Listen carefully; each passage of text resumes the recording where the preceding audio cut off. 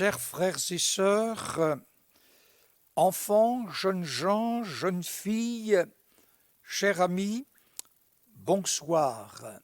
Vous êtes sur YouTube, ADD Nantes et YouTube ADD Nantes pour enfants et ados et avec notre caméraman Stéphane.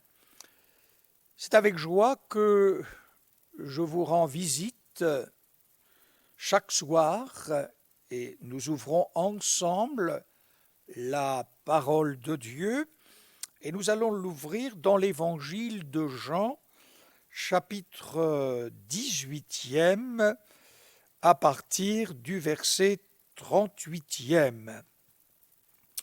C'est Jésus qui parle devant Pilate. Quiconque est de la vérité, écoute ma voix. Pilate lui dit, qu'est-ce que la vérité? Après avoir dit cela, il sortit de nouveau pour aller vers les Juifs et il leur dit, je ne trouve aucun crime en lui, mais comme c'est parmi vous une coutume que je vous relâche quelqu'un à la fête de Pâques, voulez-vous que je vous relâche le roi des Juifs? Alors de nouveau tous s'écrièrent, non pas lui, mais Barabbas. Or Barabbas était un brigand. Alors Pilate prit Jésus et le fit battre de verges. Les soldats tressèrent une couronne d'épines qu'ils posèrent sur sa tête, et ils le revêtirent d'un manteau de pourpre.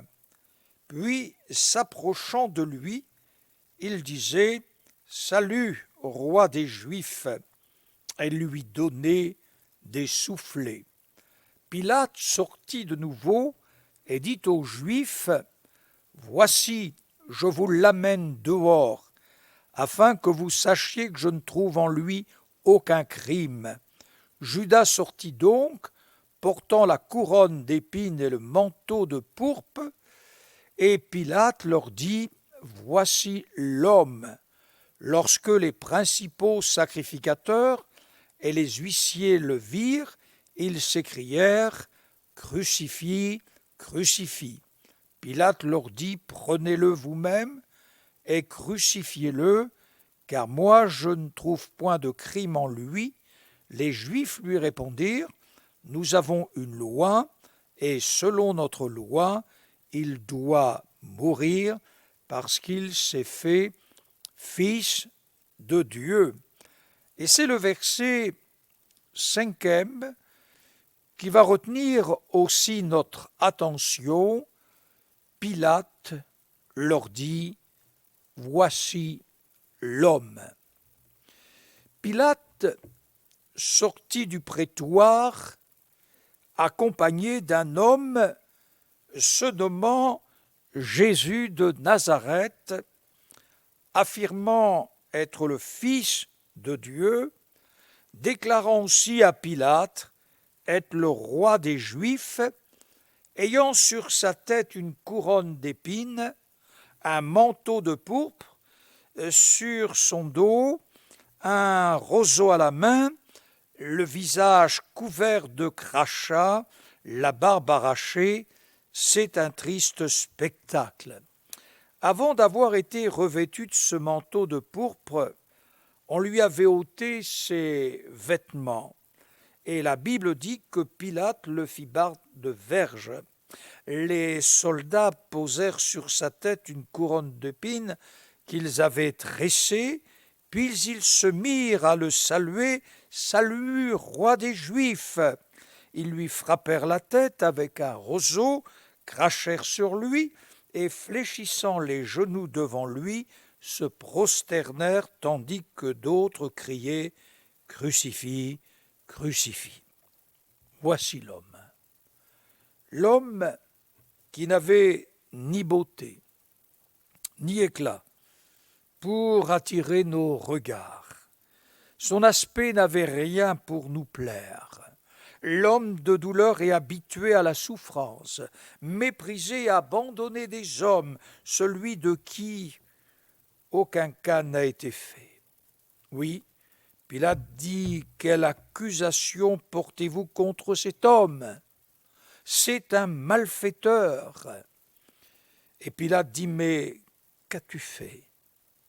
Et je ne trouve point de crime en lui. C'est aux accusateurs d'indiquer leurs griefs, de rassembler un dossier, d'apporter des faits, des preuves.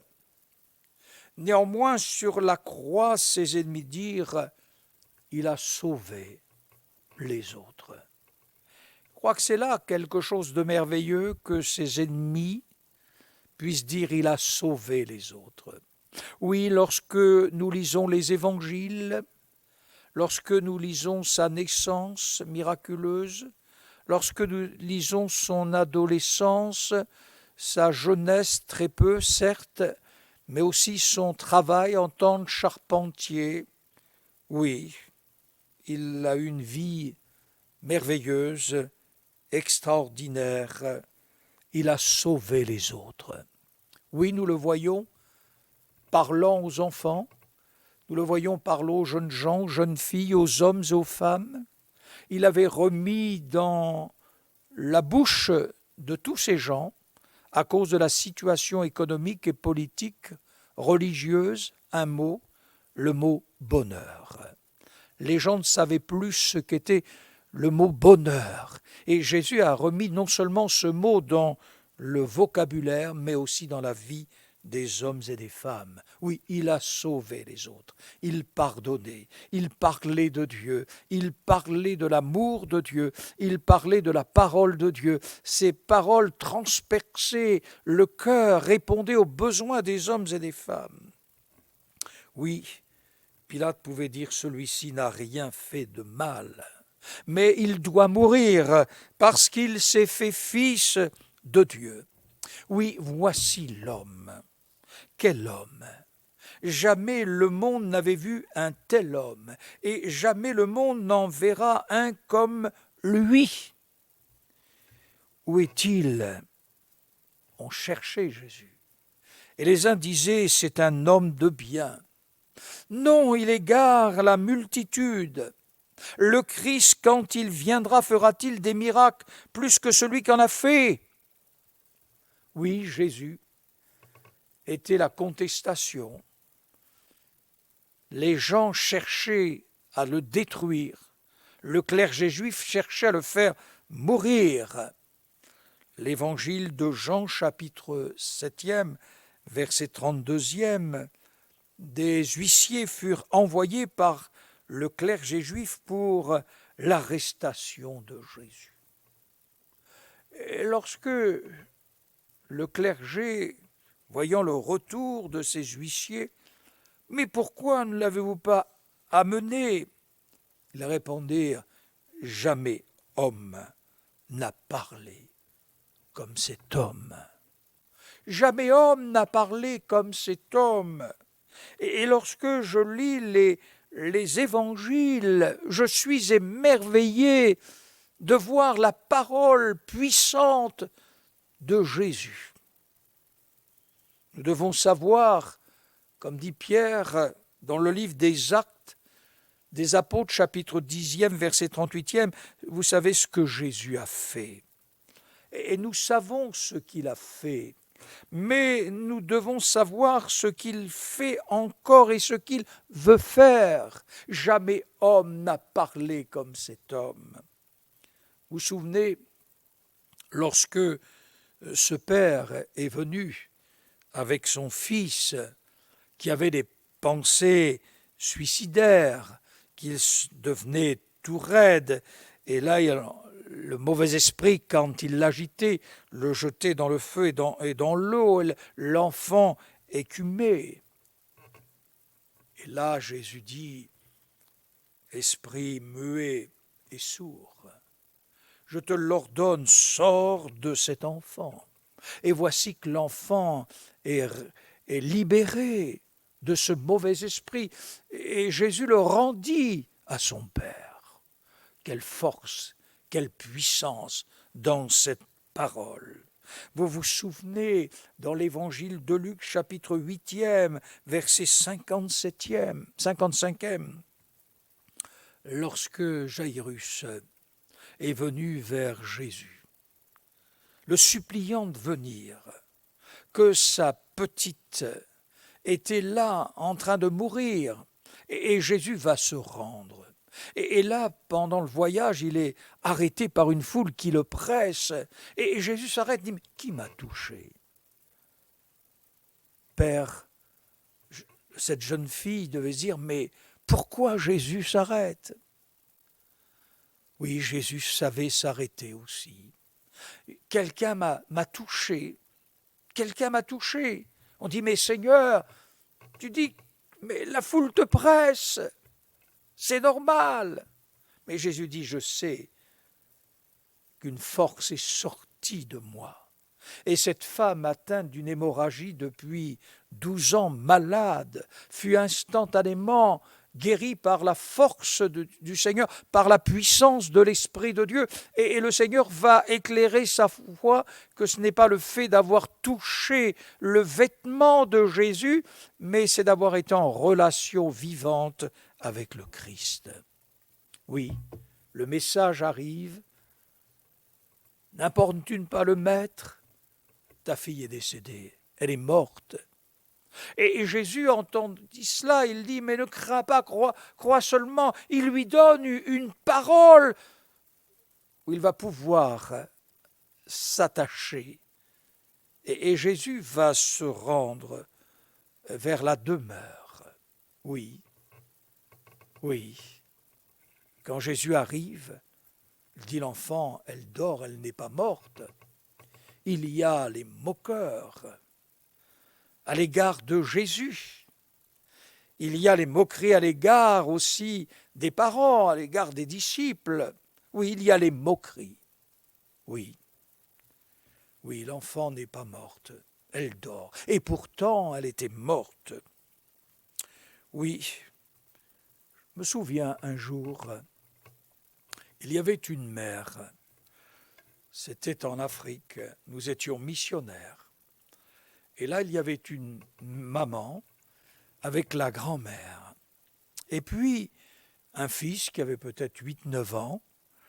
Et j'avais prié dans une des cases de passage pour cet enfant. Et quelques jours après, on me dit, mais il faudrait à nouveau aller prier pour cet enfant. Il est en train de mourir. Et lorsque je suis arrivé dans cette case de passage, oui, l'enfant était en train de mourir.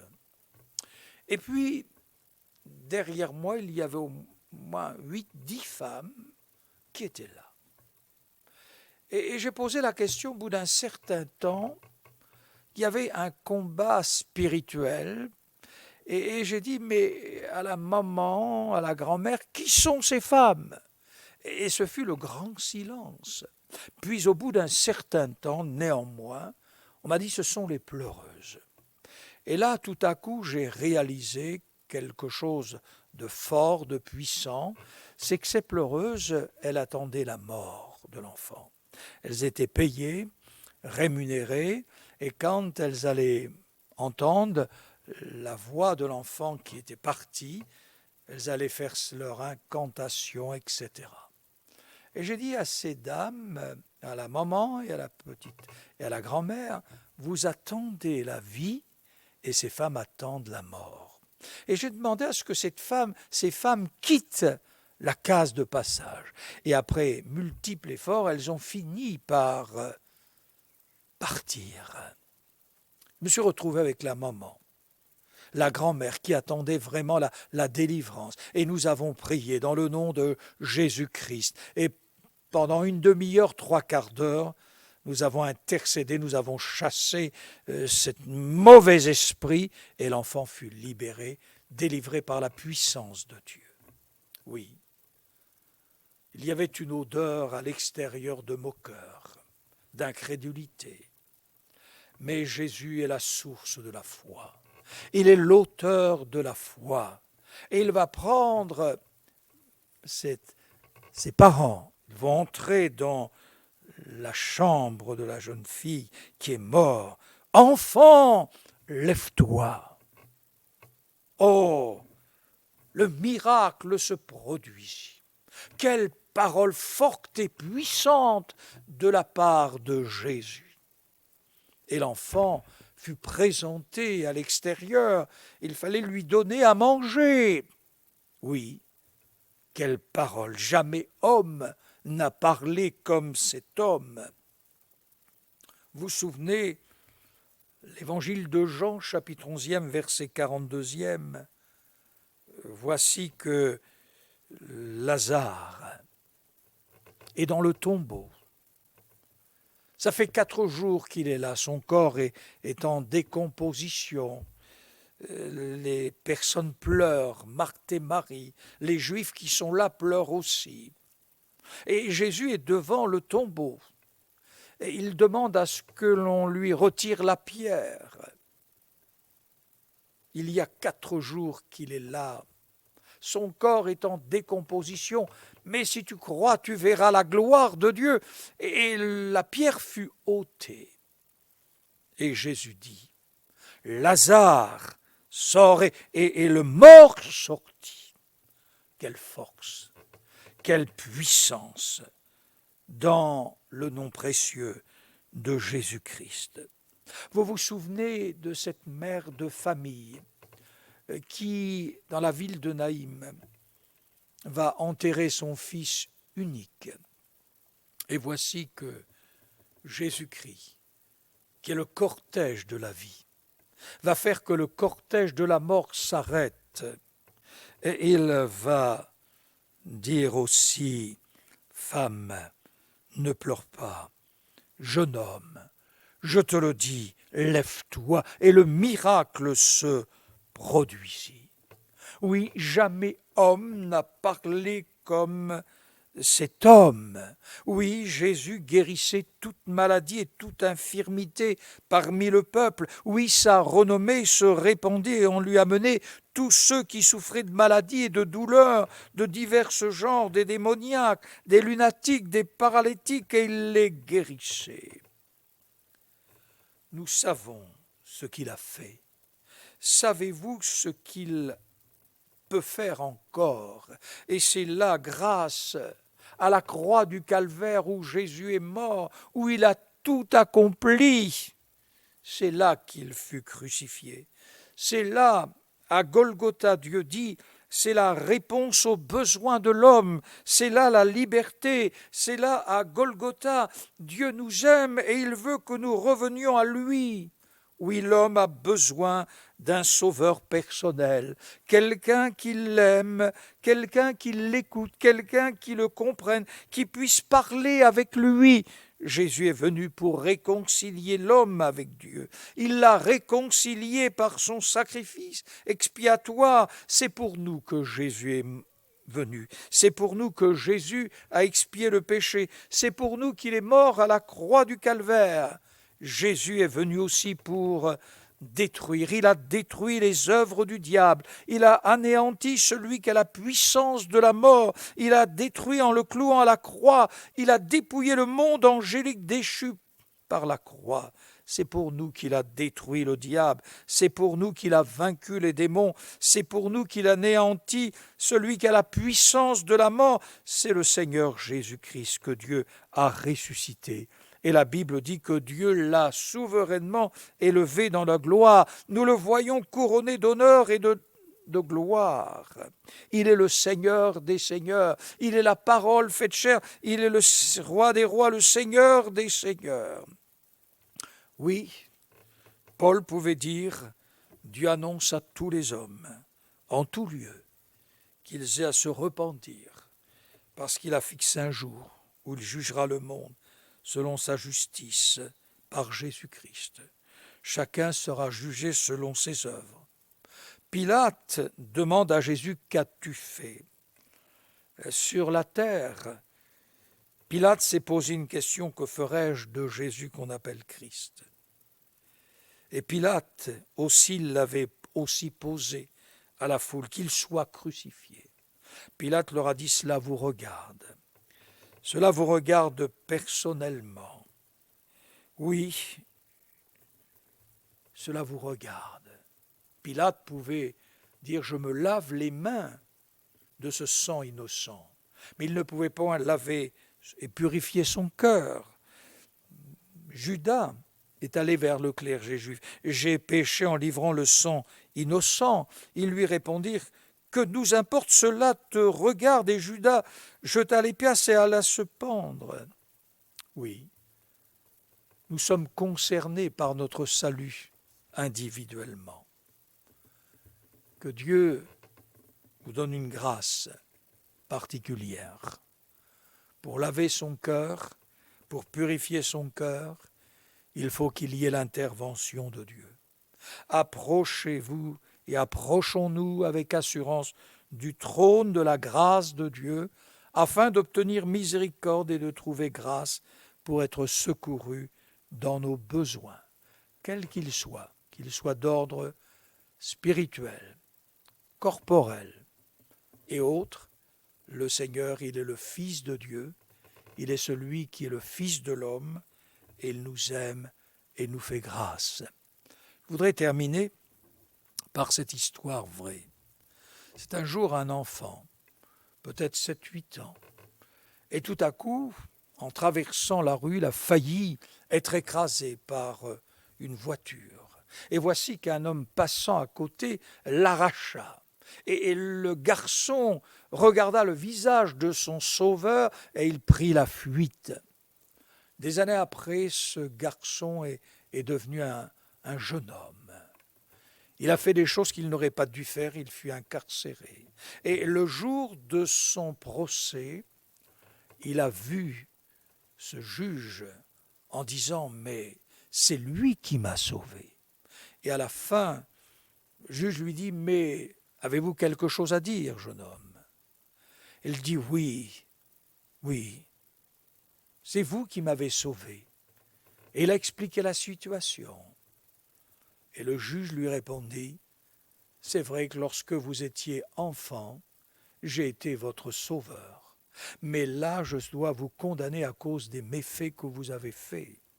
Jésus est venu sur la terre des hommes, non pour nous condamner, mais pour nous sauver. Mais si nous refusons de l'accepter comme notre sauveur, un jour il sera notre juge. Que Dieu vous bénisse et acceptez non point le juge, mais le sauveur. » Nous prions ensemble. Seigneur notre Père, nous voulons te prier au travers des cœurs qui sont bouleversés, Seigneur, par cette pandémie, par ce coronavirus, par ce Covid-19. Nous te prions pour que nous puissions réfléchir sur Pilate qui présenta cet homme, voici l'homme. Oui, il est le Fils de Dieu, il est l'Éternel, il est le Fils de l'homme et il nous aime. Et dans cette période si difficile, nous te prions d'aider le corps médical.